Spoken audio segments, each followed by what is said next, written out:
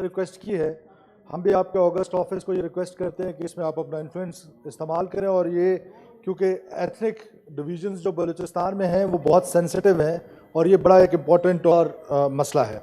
Second issue जिसकी तरफ मैं तवज्जो मबजूल कराना चाहता हूँ सर, ये जो रिसेंट फ्लड्स आए, पूरे पाकिस्तान के कैनाल सिस्टम इसमें डैमेज हुए, बिलखसूस सिंध और सदर्न पंजाब के।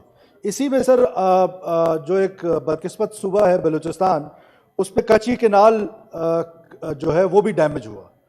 और मेरी इत्तला के मुताबिक पूरे पाकिस्तान के जितने कैनाल्स थे वो सब के सब रिहेबिलिटेट हुए हैं मासवाए कच्ची कैनाल के। सर बिलीव करें कि वहाँ लोग नकल मकानी कर रहे हैं, लोग वहाँ से एक पानी के कतरे को तरस रहे हैं, पीने का पानी नहीं है। तो this is very important sir, मैं आपसे रिक्वेस्ट करता हूँ कि या तो इसको कमेटी में भेजें, कमेटी में रेफर कर देते हैं। Thank you ji. Honourable senator Dost Mohammad